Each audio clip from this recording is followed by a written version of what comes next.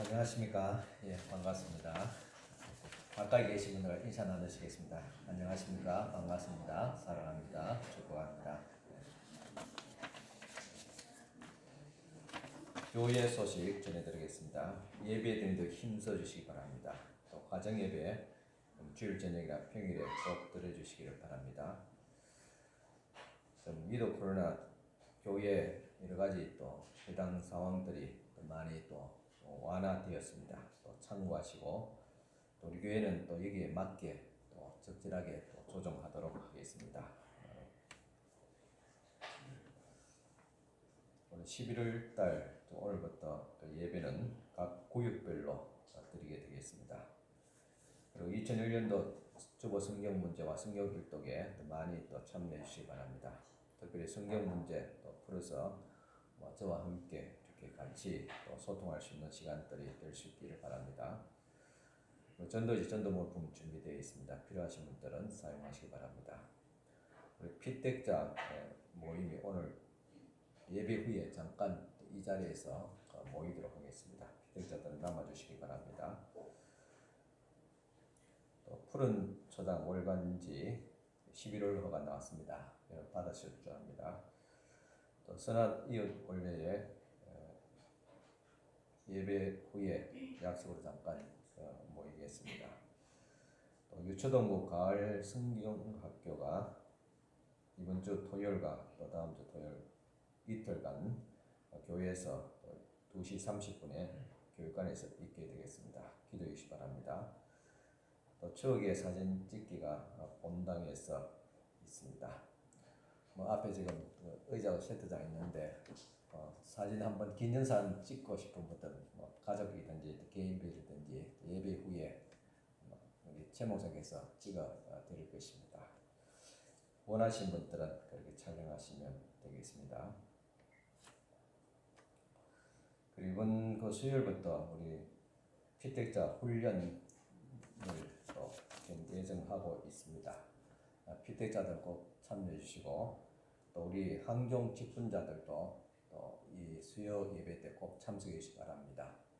먼저 임직받은 사람과 또 임직받는 사람을 위해서 앞으로 받을 사람을 위해서 같이 함께 또 기도하고 또 격려할 수 있는 그런 시간이 꼭 될 수 있기를 또 바랍니다. 이제 그 위드 코로나 나가면서 예배 모든 집회도 완화되었습니다. 우리 교회도 자체적으로 한 단계 한 단계 그렇게 완화하겠지만은 우선은 우리 모이는데 예배에 여러분들 더 힘쓰시기 바랍니다. 특별히 수요 기도에 우리가 전에는 금요 기도회도 하고 있는데 우리 금요 기도회와 수요 기도를 같이 하고 있습니다. 그런 만큼 또 특별히 우리 항종 직분자들은 꼭 예배 드리시기 바랍니다.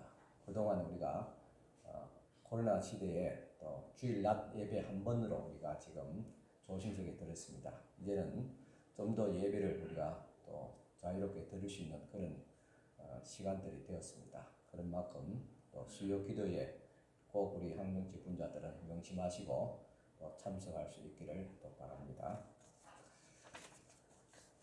교회 소식 이상입니다. 이제 우리 다 같이 일어서서 경건한 마음으로 하나님 앞에 예배를 드리겠습니다.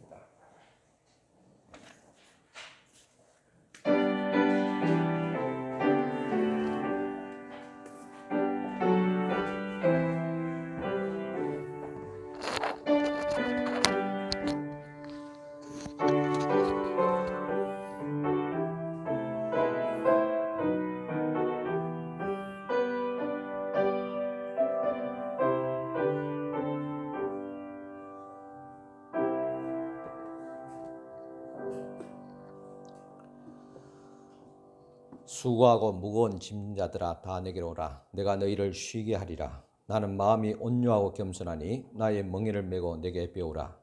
그리하면 너희 마음이 쉼을 얻으리니 이는 내 멍에는 쉽고 내 짐은 가벼움이라 하시니라. 아멘. 오늘도 이 땅의 수고와 또 무거운 짐들을 지고 주님 앞에 왔습니다.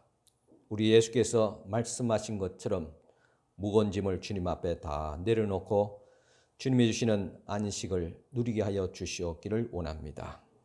이제 그리스도와 함께 주님의 멍에를 메고 돌아갈 수 있는 저희들 되어지기를 원합니다. 오늘 이 시간도 주님 앞에 귀한 예물 가지고 왔습니다. 먼저 10의 1조 예물 드리는 귀한 손길들 있습니다. 이 손길들을 주께서 기억하여 주시옵소서. 하나님 앞에 첫 예물을 귀히 하나님의 것을 주님 앞에 또한 드렸습니다. 이 손길들을 주께서 특별히 기억하여 주시고 축복하여 주시옵기를 원합니다. 주께서 약속하신 것처럼 심지어 시험해 보라까지도 주께서 말씀하신 것처럼 주님 앞에 귀한 먼저 첫 예물을 드리는 이 손길을 특별히 기억하여 주시고 저들의 삶을 축복하여 주시되 물질로도 복을 다하여 주시옵기를 원합니다. 첫 예물을 주님 앞에 드렸음에 모든 물질 생활들이 더 거룩하며 온전하게 하옵시고 손실이 없도록 하옵시고 더 풍성할 수 있도록 복을 다하여 주시옵소서. 또 주님 앞에 감사의 예물들 올려드립니다. 함께 하시는 주님의 은혜에 감사하며 하나님의 은혜로 회복케 하심을 감사하며 하나님 아버지 또 손자 보금자리 주심을 또 감사하며 항상 지켜주심을 또 감사하며 쉼을 허락하시고 또 새로운 관계를 감사하며 또 하나님의 은혜에 감사하며 주님 앞에 귀한 감사의 예물들 올려드렸습니다. 또 예배당 환경 또 감사의 예물로 올려드렸습니다.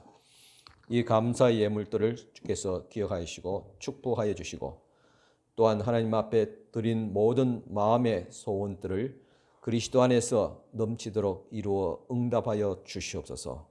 또 주일에 헌금드리며 선교 구제 장학금 중에 예물을 드립니다.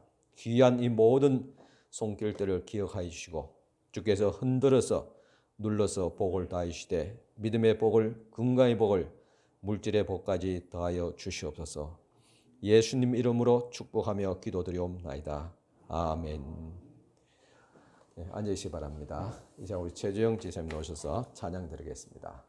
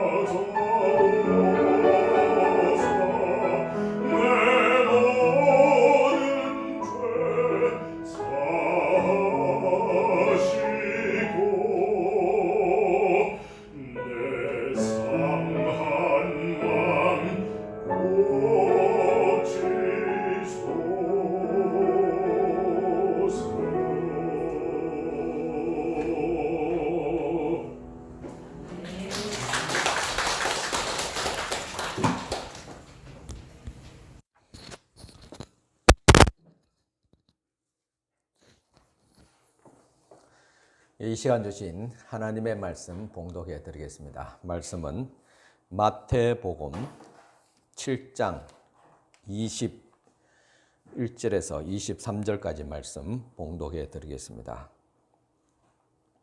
마태복음 7장 21절 나더러 주여 주여 하는 자마다 다 천국에 들어갈 것이 아니요 다만 하늘에 계신 내 아버지의 뜻대로 행하는 자라야 들어가리라.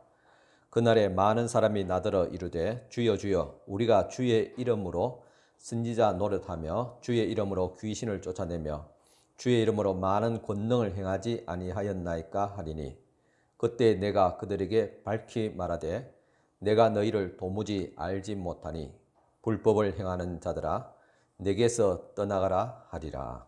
아멘.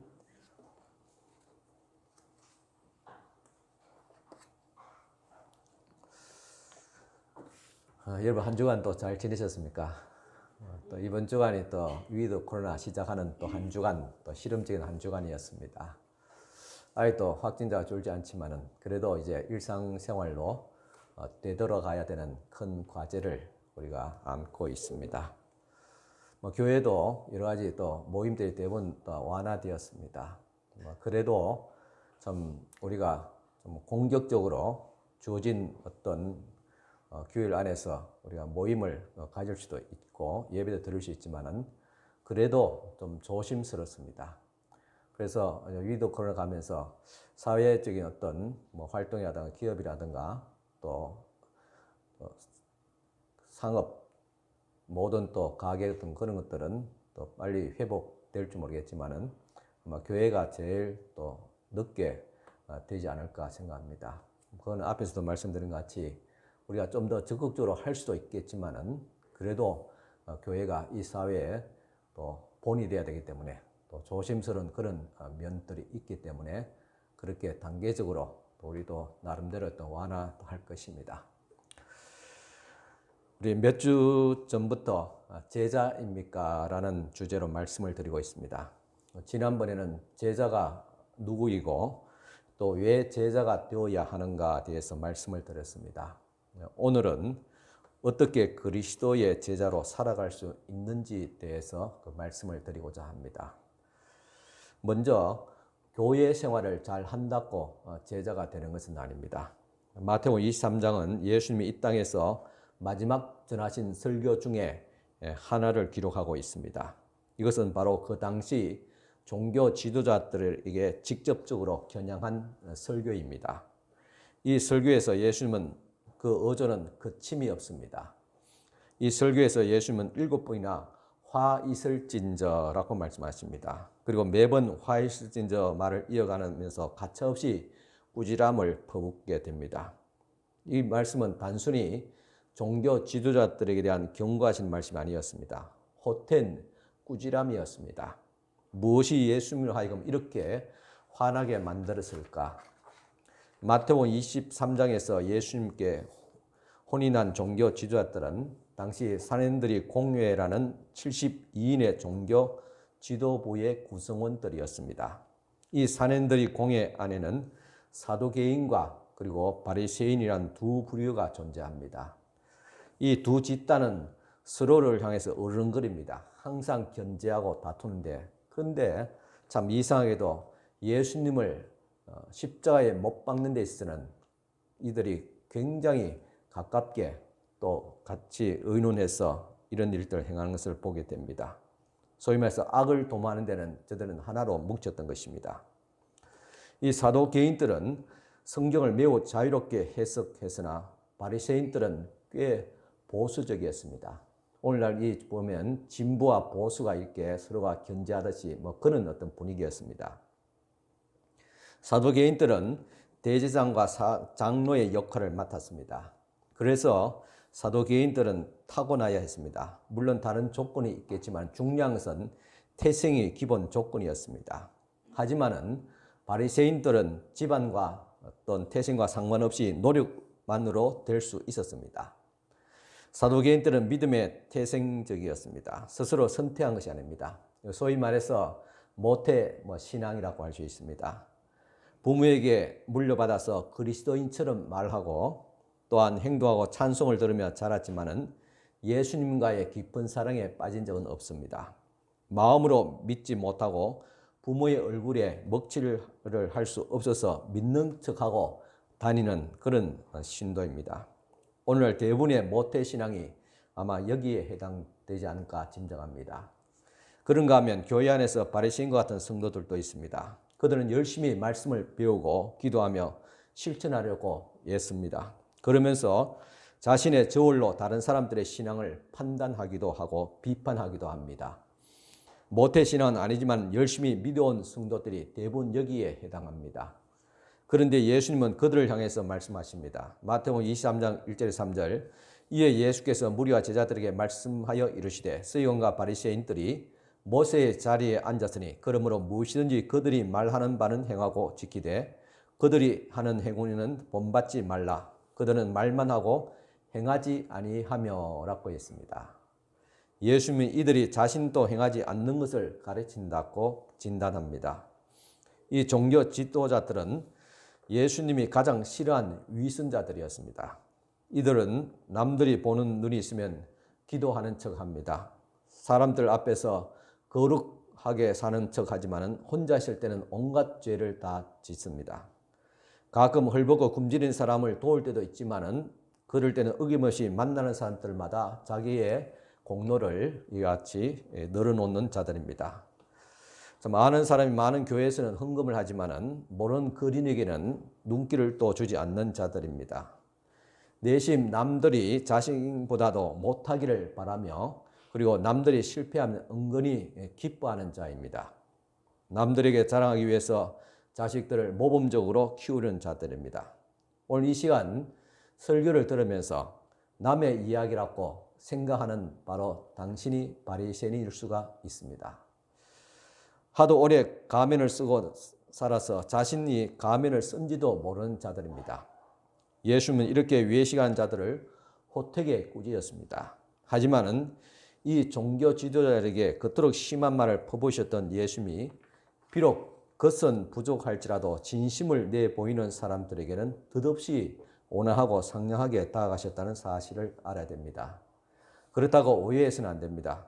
예수께서 원하시는 것은 바로 진정성이었던 것입니다. 제가 새로운 성도들과 대화를 나누다 보면 보통 두 부류로 나누게 됩니다. 평생 교회와 하나님 근처에서 배회하는 사람들이 있습니다. 그들은 교회 생활을 잘 알고 있습니다. 어떻게 신앙생활하는 것이 옳은가를 정확하게 알고 있습니다. 하지만은 꼭 필요한 이야기만 하고 부끄러운 이야기를 절대 하지 않습니다. 한마디로 그들은 가면을 쓰고 있습니다. 저는 설교 때 저의 평범하지 않는 과거에 대해서 종종 이야기할 때 있습니다. 적어도 여러분들 앞에서 더 진실한 모습으로 서기를 원하기 때문입니다. 그런가 하면 어떤 교인은 교회 생활을 전혀 모릅니다. 하지만 그들은 사연을 들어보면 하나같이 눈물 없이 들을 수 없는 드라마 같은 인생입니다. 자신이나 배우자의 외도로 가정이 무너졌다는 사연이 가장 많습니다.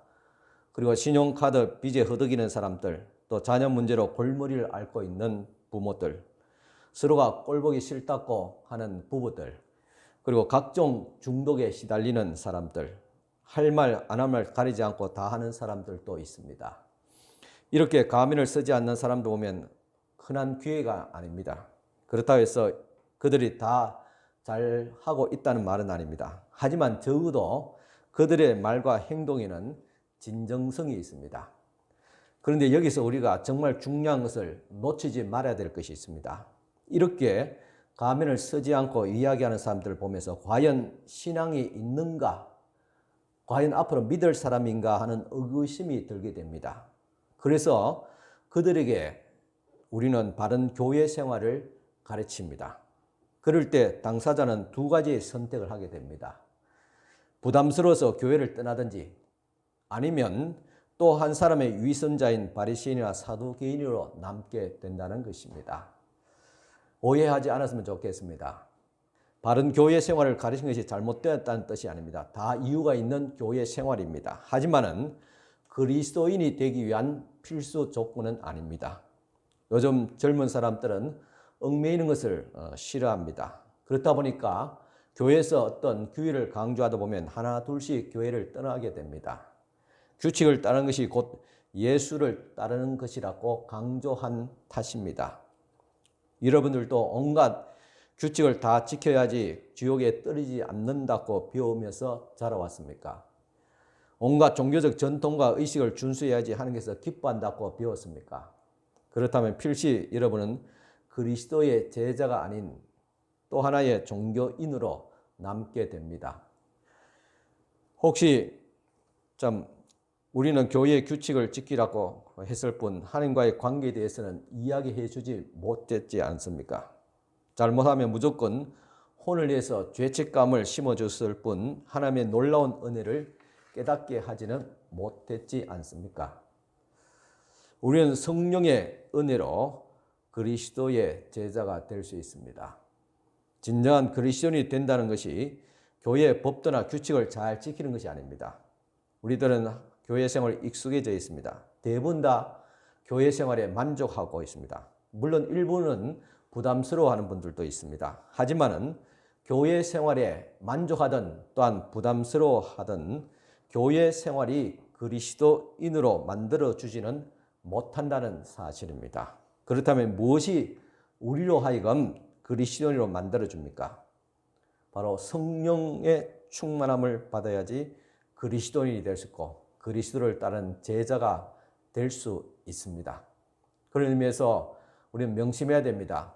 성령 충만, 또 성령의 감동을 받고 성령의 기름 부으심, 인도하심이란 이 말은 특별한 어떤 사역자에게 해당되는 그런 말은 아닙니다. 요구가 아닙니다. 적어도 우리가 교회 생활을 하면서 하나의 종교인으로 남지 않고 그리스도의 제자로 살아가기를 원한다면 또 그래야만 된다면 바로 성령의 충만함을 받아야 됩니다.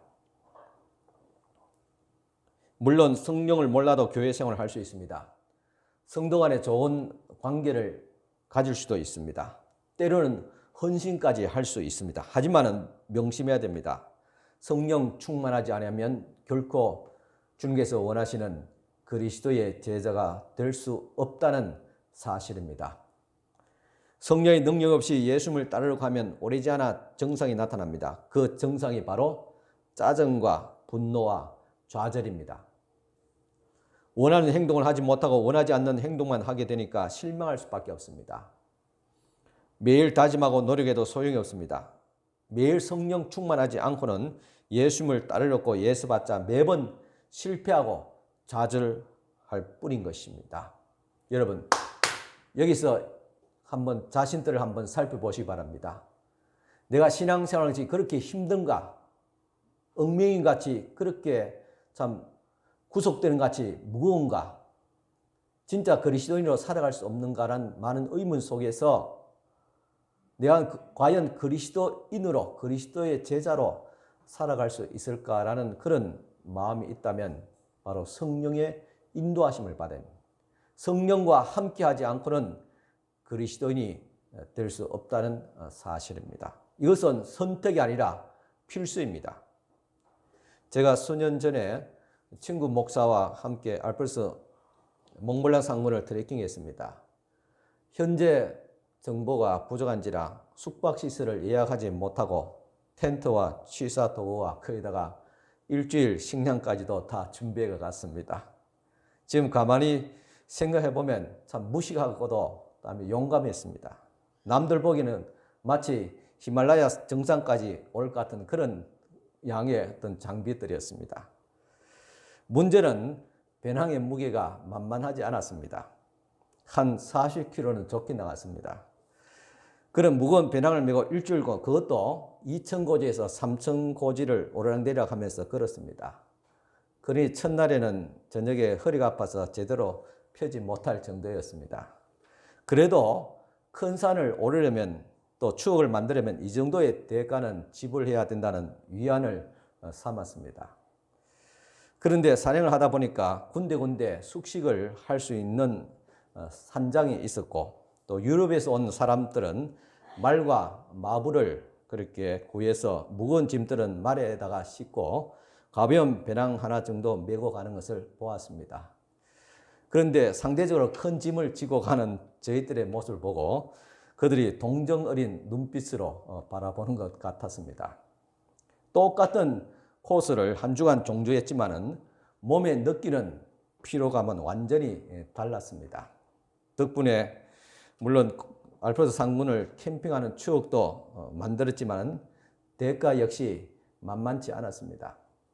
그런데 이렇게 힘겨운 몽블랑 상군을 종주하고 난 뒤에 휴양 도시인 스위스의 인테라켄에 가서 며칠간 머물게 되었는데 무거운 배낭은 숙소에 두고 가벼운 작은 가방 하나 메고 주변을 돌아다니는데 마치 하늘을 날 것 같았습니다. 이처럼 내 힘으로 신앙생활을 하려고 하는 사람과 성령의 능력으로 신앙생활을 하려는 사람들의 인생의 컨디션은 전혀 다릅니다. 확실히 차이가 납니다. 그래서 우리 주님께서도 말씀하셨습니다. 마태복음 11장 28절 30절 수고하고 무거운 짐진 자들아 다 내게로 오라. 내가 너희를 쉬게 하리라. 나는 마음이 온유하고 겸손하니 나의 멍에를 메고 내게 배우라. 그리하면 너희 마음이 쉼을 얻으리니 이는 내 멍에는 쉽고 내 짐은 가벼움이라 하시니라. 이 말씀의 의미는 한마디로 너희의 힘으로 짐을 지려고 하지 말고 성령과 함께하면 인생의 멍에는 쉽고 짐은 가볍다는 말씀인 것입니다. 그런데 성령의 힘을 의지하지 아니하고 예수님을 따르려고 하면 인생의 무게에 눌려서 무릎을 꿇고 마는 것입니다. 그리고 그 무게 때문에 허리도 상하고 관절도 상하는 부작용들이 속출하게 됩니다.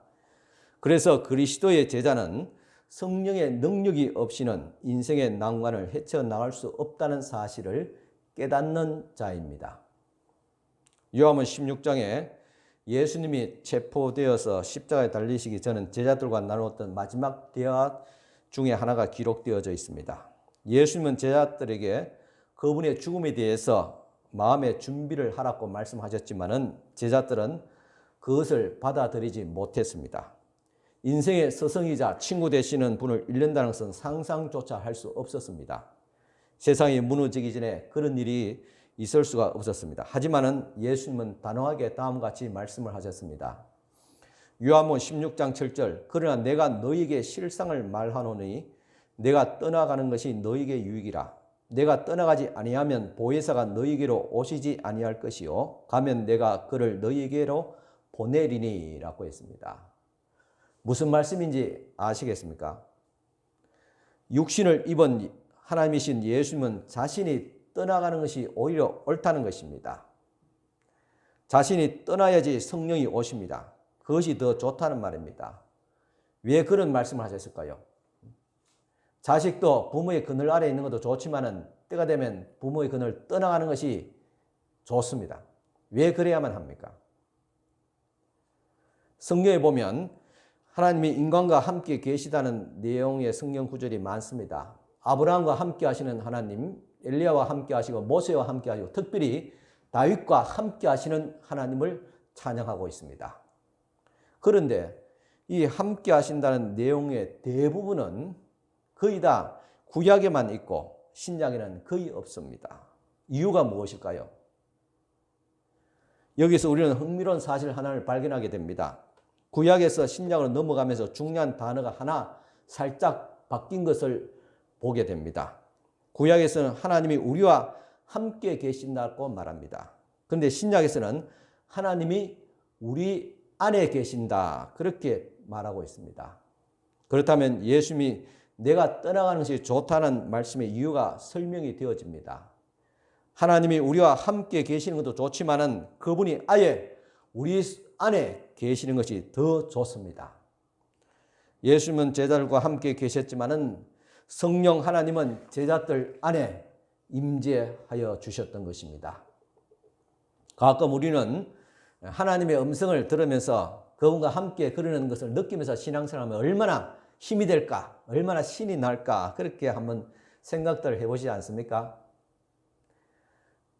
성경 속의 사람들이 정말 부러워서 천국에 가자마자 다윗과 엘리야 모세에게 하나님을 직접 경험한 기분이 어땠냐고 물어보고 싶습니다. 하지만 저는 천국에서 오히려 정반대의 상황이 벌어진다고 말하는 그 사실을 믿고 싶습니다. 천사가 우리를 부러워한다. 왜 부러워할까요? 우리는 거인을 때려 눕히고 전쟁을 승리로 이끈 기분을 묻기 전에 다윗이 먼저 우리에게 물어올 것입니다. 말해봐요.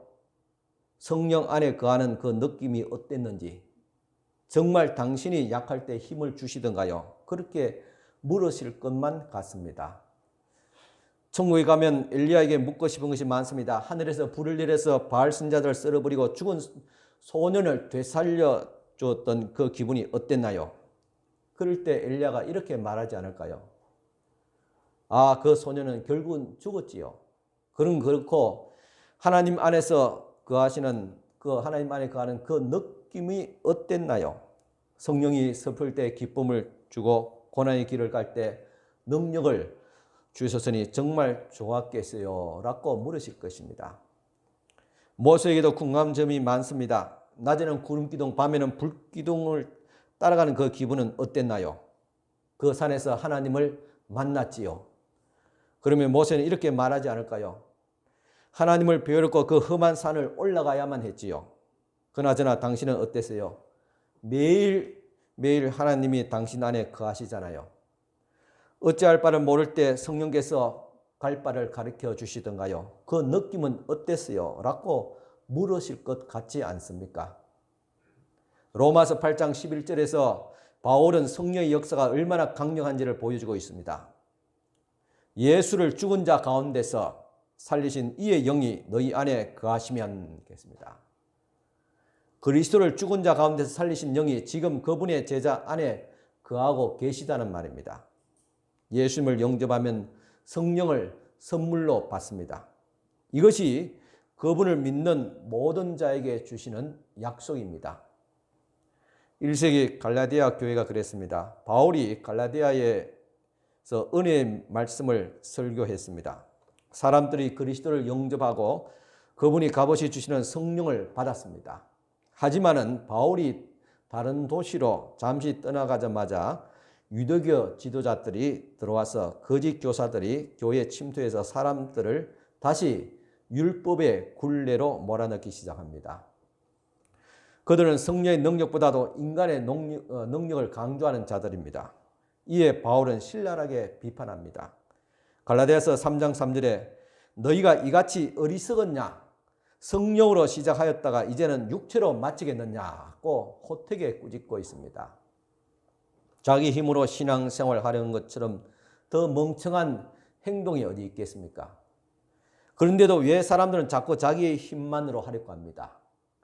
왜 편하게 인생을 이행할 수도 있는데 왜 무거운 짐을 홀로 지고 힘겹게 살아갈까요? 그래서 이제는 우리의 삶의 주도권을 성령 하나님께 내어드려야 됩니다. 요즘같이 교회가 어려울 때 저는 별별 생각이 다 듭니다. 어떤 묘안이 없을까? 아니면 이 시점에 금식 기도라도 해야 하는가? 아마 저 같은 생각을 가진 목회자들이 많을 것 같아서 가슴이 아픕니다. 자기 힘으로 발부둥 치는 모습이 처량하기 그지없습니다. 또 교인들은 열심히 노력하면 예수님을 따를 수 있는 줄로 착각하고 있습니다. 남들이 성령의 능력이 아닌 제 힘을 믿는다고 탓할 필요가 없습니다. 멀리 볼 필요도 없이 나 자신부터 그럴 때가 많지 않습니까?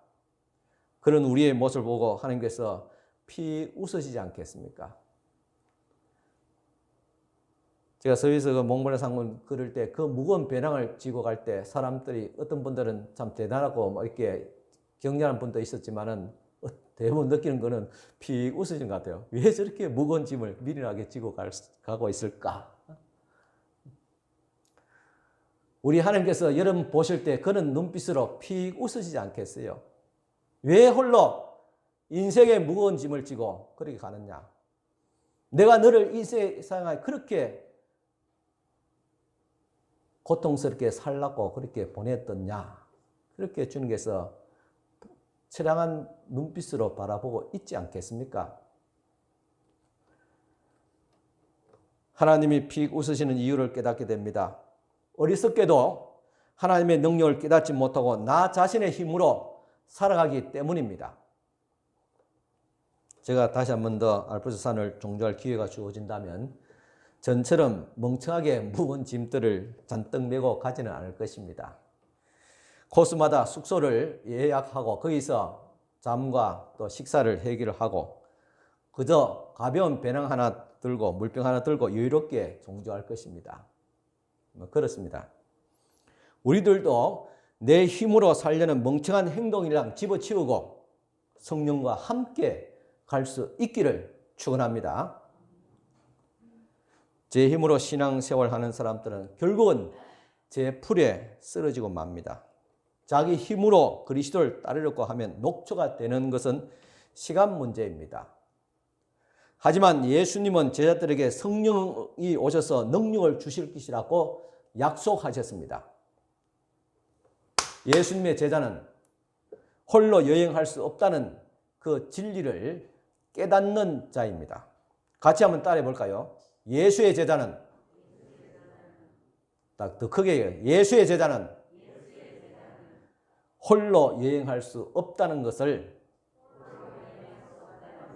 깨닫는 자이다. 그럼 누구와 함께 여행해야 됩니까? 성령님과 함께 여행해야 됩니다. 그러면 성령께서 우리에게 필요한 힘과 지혜를 초자연적으로 공급해 주십니다. 이제 그리스도와 함께 가야 됩니다. 그러기 위해서는 예수님과 마음이 통해야 됩니다. 그래야지 인생 여행길이 즐겁습니다. 제가 서에서 몽블랑을 상문을 그렇게 힘들게 종정할 때도 그래도 힘이 되었던 것은 함께 같이 갔던 친구 목사가 있었기 때문입니다. 그래서 배낭은 무거워도 그렇게 힘들지 않았습니다. 60을 바라보는 나이에 아무나 쉽게 할 수 없는 그런 자유로운 여행을 할 수 있었던 것입니다. 마태복음 7장에서 예수님은 전혀 다른 목적지로 이어지는 두 가지 길이 있다고 말씀하고 있습니다. 마태복음 7장 13절 14절입니다. 한번 읽어볼까요? 같이 찾아서. 마태복음 7장 13절 14절입니다. 같이 읽겠습니다. 좁은 문으로 들어가라. 멸망으로 인도하는 문은 크고 그 길이 넓어 그리로 들어가는 자가 많고 생명으로 인도하는 문은 좁고 길이 협착하여 찾는 자가 적음이라. 아멘. 예수님의 이 가르침은 산상수훈이라고 알려진 설교의 결론 부분입니다. 그렇게 중요한 결론 부분이기 때문에 이 시간 같이 함께 읽었습니다. 이 설교는 예수님을 진정으로 따르는 것이 무엇인가를 설명해 주고 있습니다. 예수님을 진정으로 따르는 길은 바로 좁은 길입니다. 하지만은 이 길만이 생명의 길로 이어지게 됩니다. 좁은 길 위에 있다고 생각하는 사람 중에 실상은 넓은 길 위에 있는 사람이 그토록 많습니다. 심지어 기독교인의 상징인 베드로 물고기를 붙인 차를 타고 가면서 또 찬송가를 들으면서 멸망의 길로 가는 그런 성도들도 많다는 사실입니다. 도널드 휘튼이라는 사람이 이런 말을 했습니다. 하나님 앞에서 올바로 서 있지 않으면 다른 모든 것을 잘해도 아무 소용이 없다. 하나님 앞에 올바로 서지 못하면 다른 아무것도 잘할지라도 아무 소용없다 그랬습니다. 여러분 또 이 말씀에 이 교훈이 공감하십니까? 하나님 앞에 바로 서지 못한다면 어떤 것도 잘 할지라도 아무 소용없다는 것입니다. 간단하지만 중요한 말씀입니다. 여러분 하나님 앞에 바로 서고 살았습니까? 아니면 여러분 하고 있는 일을 잘 하려고 그렇게 발버둥치며 살았습니까?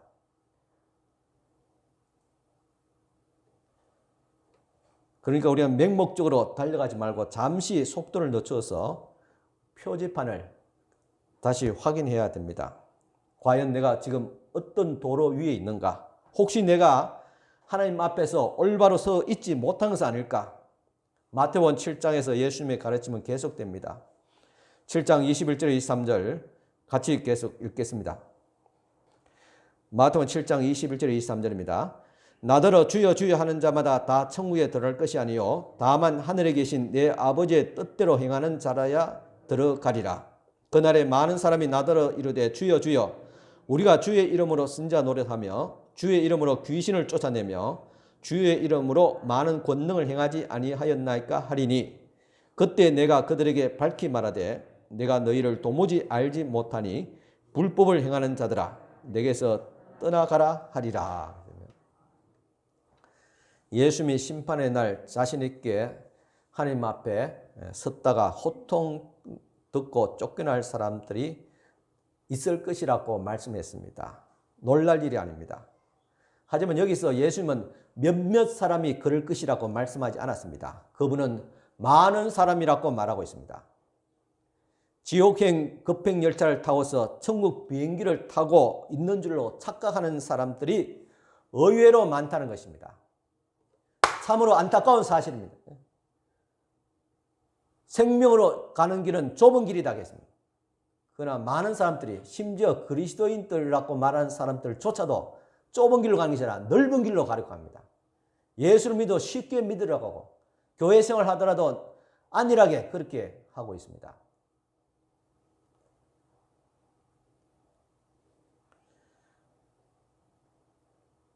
우리가 주님 말씀대로 살고 있는가 아니면 내 뜻대로 살고 있지 않는가 우리 자신을 살펴봐야 됩니다. 우리가 인생의 차를 잠깐 도로가에 멈추고 마태복음 7장에서 주시는 중요한 질문 몇 가지를 우리 자신들에게 던져 보시기를 바랍니다. 첫째는 나는 말로만 하나님의 뜻대로 산다고 하고 있지는 않는지 말로만 21절에 이렇게 기록하고 있습니다. 나더러 주여 주여 하는 자마다 다 천국에 들어갈 것이 아니요 다만 하늘에 계신 내 아버지의 뜻대로 행하는 자라 들어가리라. 말로만 주여 주여 하는 자가 천국 들어가는 것이 아니라 행해야지 실천해야지 천국에 들어간다고 말씀하고 있습니다.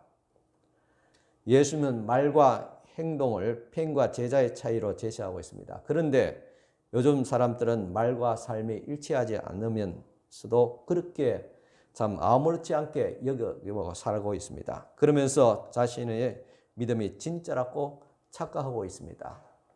여기서 몇 가지 예를 들어봅시다. 여러분 다 건강하기를 원하지요. 아름다운 어떤 건강을 유지하기를 원하지 않습니까? 그렇다면 올바른 식습관과 운동이 중요하다고 생각하십니까? 라고 묻는다면 아마 여러분 90% 이상이 그렇다고 생각하고 대답할 것입니다. 다들 건강이 최고라고 말합니다. 하지만은 말만 그렇게 할 뿐 먹는 음식을 보면 기름과 설탕과 소금 덩어리입니다. 그리고 규칙적인 운동도 하지 않습니다. 저도 예가 아닙니다. 또 다른 예를 들어봅시다. 가족이 최고야. 내게 가족보다 중요한 것이 없어. 방금 전에 이렇게 말해놓고 돌아서서 친구의 전화를 받고 급히 뛰쳐나갑니다. 그러면서도 이렇게 말하는 그 말은 흩은 소리에 불과합니다. 팬 교인들은 주여 주여 말만 외칠 뿐 그 말에 어울리는 삶을 살지 않습니다. 나는 제자다. 그런가? 그렇다면 최근에 굶주린 사람에게 식사를 대접했는가? 헐벗은 사람에게 옷을 벗어주었는가? 외로운 자를 찾아가서 안고 위로해 주었는가? 주님께서 그렇게 물으실 것입니다. 나는 제자다. 그렇다면 좋은 말이다. 하지만은 혹시 배우자와 다툴 때 어떤 말과 행동을 했는가? 집안 살림을 마구 집어 던지지는 않는가? 아니면 배우자의 어깨를 토닥거리면서 미안하다고 그렇게 위로했는가?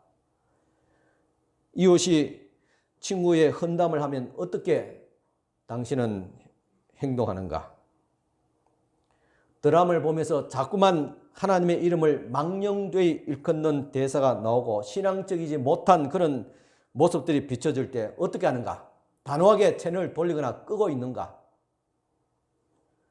믿음은 단순한 말 이상입니다.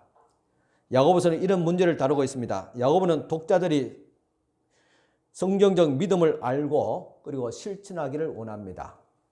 야고보서 2장 14절 16절입니다. 내 형제들아 만일 사람이 믿음이 있노라 하고 행함이 없으면 무슨 유익이 있으리요? 그 믿음이 능히 자기를 구원하겠느냐? 만일 형제나 자매가 헐벗고 일용할 양식이 없는데 너희 중에 누구든지 그에게 이르되 편안히 가라 덥게 하라 배부르게 하라 하면 그 몸에 쓸 것을 주지 아니하면 무슨 유익이 있으리요? 주님의 말씀입니다. 우리들은 감정을 믿음으로 혼돈하기도 합니다. 하지만 감정은 행동으로 표현되기 전에는 믿음이 아닙니다. 한밤중에 TV 채널 이리저리 돌면서 또 편한 소파에 누워 앉아서 보다가 아프리카에 굶어서 배가 부른 아이의 모습을 볼 때 가슴이 아픔을 느낍니다. 그런데 아무런 행동을 하지 않습니다. 이것은 성경적 믿음이 아닙니다. 믿음은 단순한 감정 이상입니다. 히브리서 11장에 보면 행동이 따라야 진짜 믿음이라고 하고 있습니다. 예수님을 향한 애틋한 감정을 느낀다고 해서 제자가 아닙니다. 단순한 감정을 넘어서서 행동하는 사람이 진짜 제자입니다. 야고보서 2장 17절에 이렇게 결론을 내립니다. 이와 같이 행함이 없는 믿음은 그 자체가 죽은 것이라. 어떤 정신과 의사가 쓴 글입니다. 환자들의 현실성 없는 그 믿음을 다루고 있는데 믿음이라 말할 수 없겠지만 신념이라고 할 수 있겠지요. 자신이 하늘을 날 수 있다고 진심으로 믿는 환자들이 있습니다. 가정폭력이 나쁘다고 진심으로 믿는 폭군 남편이 있습니다. 행동이 뒷받침되지 않는 믿음을 가진 자들입니다. 그들의 믿음은 아무런 의미가 없습니다. 이 정신과 의사는 이런 것을 믿음이라고 부르지 않고 있습니다. 그러면 뭐라고 부른지 아십니까? 바로 망상이라고 부르고 있습니다. 그렇습니다. 현실과 동떨어진 믿음은 아무리 간절해도 사실상 믿음이 아니라 망상에 불과합니다. 혹시 우리가 믿고 있다는 믿음이 아니라 망상은 아닐지요? 우리 교회 안에서도 믿음의 사람과 이야기를 보면 이런 망상에 사로잡힌 자가 의외로 많아요. 실제로 자신은 행동하지 않으면서도 더 극단적으로 표현하면 손가락 하나 까딱하지 않으면서도 말로는 굉장히 많은 일들을 해내고 있습니다. 교회를 위해 생각하고 기도한다 그러고 어떻게 해야 된다고 아는 것은 많습니다. 그렇지만 그 어느 것 하나 자신이 희생하거나 감당하거나 희생하지 않습니다. 그것은 망상입니다. 둘째로 행위로 하나님을 믿는다고 우리는 생각하고 있지 않습니까? 말로만 믿는다고 하는 것도 위험하지만은 행동만으로 자신이 좁은 길을 갈 수 있다고 생각하는 것도 못지않게 위험합니다. 마태복음 7장에서 행위로 믿었던 자들의 심판의 날 어떤 식으로 변명하는지 기억하십니까? 우리가 주의 이름으로 진짜 노릇하며 주의 이름으로 귀신을 쫓아내며 주의 이름으로 많은 권능을 행하지 아니하였나이까? 했습니다. 앞에서 행함이 없는 말로만 쥐어주어 했다고 주님 앞에 책망을 받았는 데 비해서 이 후자의 사람은 그래도 행함이 있습니다. 그런데도 왜 주님께서 이들을 또 책망하셨을까요? 그들은 종교적 선행이면 충분하다고 착각을 했기 때문입니다. 교회 열심히 다니고 헌금함에 몇 푼 넣고 가끔 자원봉사를 하면서 교인 노릇하는 것으로 천국에 들어갈 수 있다고 착각합니다. 그렇지만 여러분들 우리가 명심해야 됩니다. 우리 하나님께서는 적어도 교인 노릇하는지 교인인지 압니다. 목사도 아는데 하나님께서 모르시겠습니까? 교인 노릇하고 있는지 교인인지. 하나님의 나라를 위해서 아무리 큰 업적을 남긴다 할지라도 그것만으로서 진짜 제자라고 말할 수 없습니다. 궁극적으로 진짜 제자인지 그는 가늠하는 요인이 있습니다. 그것은 지금 앞에서 말한 것 같이 말이나 행위가 아닙니다. 그렇다면 믿음을 말이라고 할 수 있고 행위를 또 행함이라고 할 수 있는데 실천을 할 수 있는데 히브리서 말한 믿음과 야고보서 말한 그 행위 둘 다 중요한데 왜 이것 가지고 제자라고 말할 수 없느냐고 의문을 가질 수도 있습니다. 물론 그런 것도 중요합니다. 믿음과 행함이 중요합니다.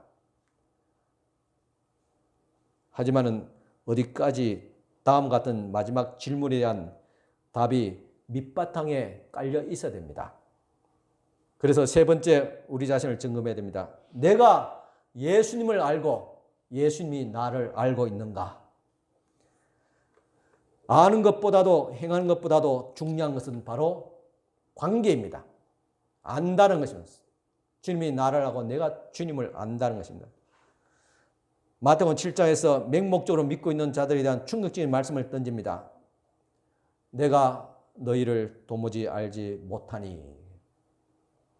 여러분이 마지막 날 주님 앞에 갔을 때 이런 주님의 말씀을 듣는다면 어떨까요? 충격적이지 않습니까? 이것이야말로 절망적이지 않습니까? 그래도 내가 믿어왔다고 했는데 주님께서 나를 보시면서 내가 너를 알지 못한다 하면 그것이야말로 진짜 인생 실패입니다. 절망입니다. 따라서 제자의 궁극적인 조건은 예수님과의 개인적인 관계입니다. 예수님과의 사이에 친밀함이 거의 있어야 됩니다.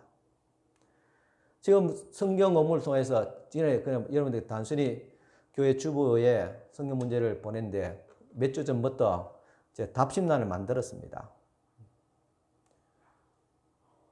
왜 그렇습니까? 여러분들이 알고 있는 거 그냥 표현한 게 아니라 여러분들의 저 어떤 성경 문제 풀이했던 것을 가지고 또 제가 거기에 대한 답신을 해주고 뭐 틀린 거 고쳐주는 그런 거 아닙니다. 뭐 초등학교 선생도 아니고 동그라미 몇 개, 5개 치고 그런 것도 아닙니다. 이런 것을 통해서 여러분과 뭔가 좀 나누고자 하는 목사가 여러분 알고 여러분이 목사 알고 서로 알아야지요. 예수님과의 관계도 마찬가지입니다. 개인적인 관계입니다. 예수님과의 사이에 친밀한 알미 있어야 됩니다. 보통 사람들은 말과 행동으로 그것을 따집니다. 말과 행위는 가시적입니다. 점수 매기기 좋습니다. 법정에서 증거를 제시할 수도 있습니다. 오늘 말씀에 보면 사람들이 말로만 했던 사람들, 행함으로 했던 사람들, 법정에서 하나님 그 법정에서 그렇게 따지지 않았습니까? 왜 우리가 주님을 알지 못합니까? 우리가 주님의 이름으로 많은 기적을 행하지 않았습니까? 그렇게 자신을 변론합니다. 하지만은 예수님은 친밀한 참된 제자의 조건으로 관계를 말씀하고 계십니다. 착한 말과 행위는 모두 그분과의 관계에서 자연스럽게 흘러나와야 되는 것이지 행위와 말 때문에 그리스도의 제자라고 말할 수는 없다는 말입니다. 잠시 시간을 내서 이 질문에 다시 한번 여러분 답해 보시길 바랍니다. 예수님이 당신을 알고 있는가? 옳은 말과 행동을 했다고 자부하는 사람들이 예수님께 내가 너희를 도무지 알지 못한다. 내게서 떠나가라는 말을 들을 날이 오고 있습니다. 그러니까 이 질문에 신중하게 대답을 해야 합니다. 다시 말하지만 오해 없으면 좋겠습니다. 여러분들에게 의심을 주고자 하는 것이 아닙니다. 여러분이 이제까지 가졌던 그것은 가장 보편적인 그 신앙을 흔들어 놓으려고 하는 것이 아닙니다. 저는 구원에 관한 성경적인 가르침을 절대적으로 믿습니다. 분명히 우리는 예수 그리스도를 믿음으로 또한 하나님의 은혜로 구원을 받았습니다. 또한 그 무엇도 우리를 하나님의 사랑에서 끊어놓을 수 없음을 확신하고 있습니다. 하지만 저는 스스로 구원받았다고 또 생각하지만 전혀 구원받지 못한 사람들이 의외로 많다는 말씀도 믿습니다. 스스로 구원받은 제자라고 거짓 확신 속에 평생을 살다가 심판날에 나는 너를 알지 못한다는 말을 듣고 어리둥절해 할 사람이 얼마나 많은지 모릅니다. 그래서 우리가 믿더라도 이제는 좀 정신을 차리고 믿어야 됩니다.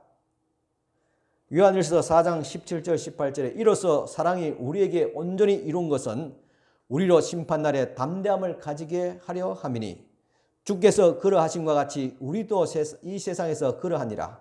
사랑 안에 두려움이 없고 온전한 사랑이 두려움을 내쫓나니 두려움에는 형벌이 있음이라.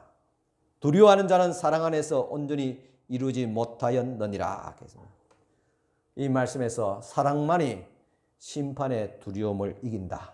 사랑만이 소위 말해서 심판받지 않고 구원을 받게 된다는 말씀입니다. 그렇다면 이 사랑이 무엇입니까? 이 사랑은 하나님의 사랑입니다. 더 구체적으로 말씀드린다면 하나님과 나와의 관계입니다. 이 관계의 친밀함에 대해서 지난 주일에 부부의 친밀함으로 설명을 해드렸습니다.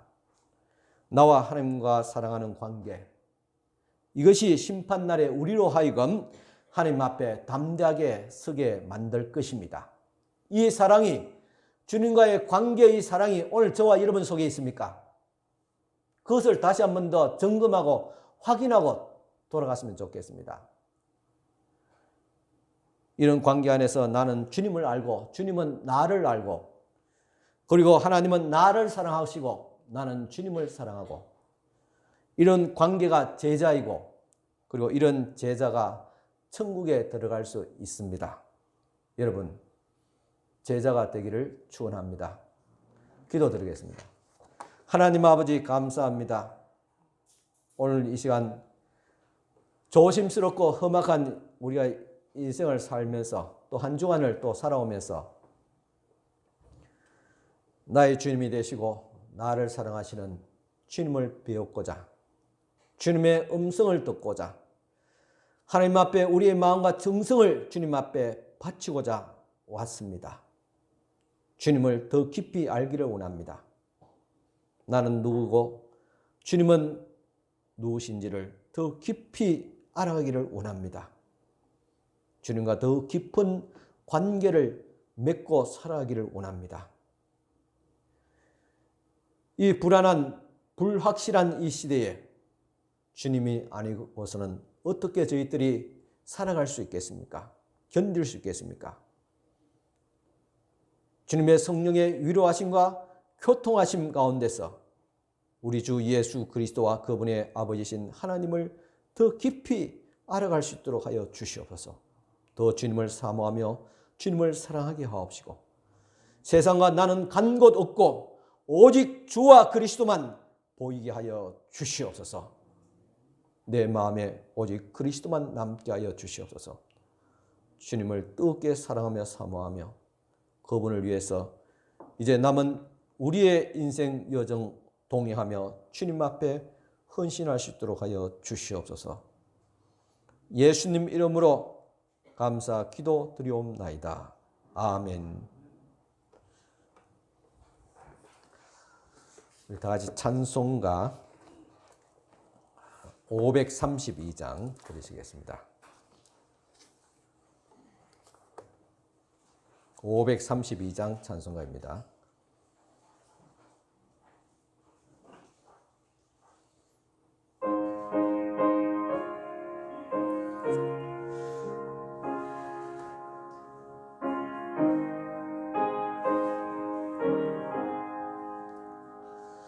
주께로 한 걸음씩 왜 가지 않느냐 내 죄를 자복하고 그 앞에 나가라 한 걸음씩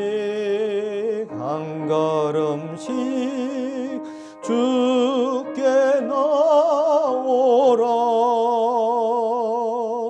주님께 아뢰이면 너 복을 받으리라 값없이 주는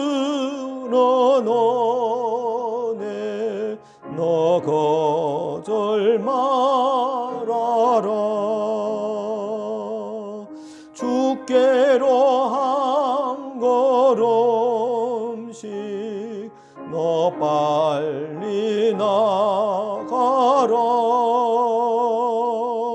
주께서 너를 맞아 내 죄를 사하리. 한 걸음씩 한 걸음씩 주께 나오라. 주님께 아뢰이면 너 복을 받으리라. 값없이 주는 은혜 너 거절 말아라. 주께로 한 걸음씩 곧 은혜 받으라. 기회를 잃지 말고 내 마음 정하라. 한 걸음씩 한 걸음씩 주께 나오라. 주님께 아뢰이면 너 복을 받으리라. 값없이 주는 은혜 거절 말아라. 주께로 한 걸음씩 곧 와서 아뢰라. 기쁘게 너의 몸을 주 앞에 드리라.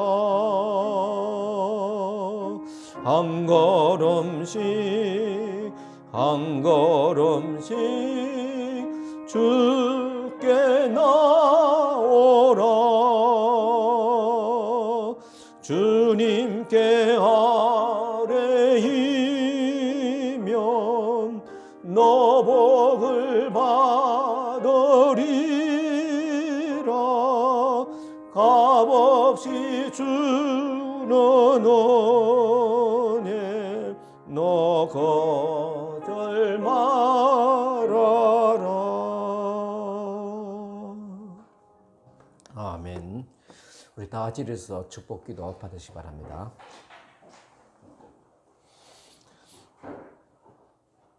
지금은 우리 주 예수 그리스도의 은혜와 하나님의 크신 사랑과 성령님의 감화교통 충만하신 은총이 오늘도 주님 앞에 제자로 부름받아 주님과의 깊은 관계 속으로 들어가며 주님과 함께 동행하기를 원하는 사랑하는 모든 우리 성도들 머리 위에 지금부터 영원토록 함께 있을지어다. 아멘.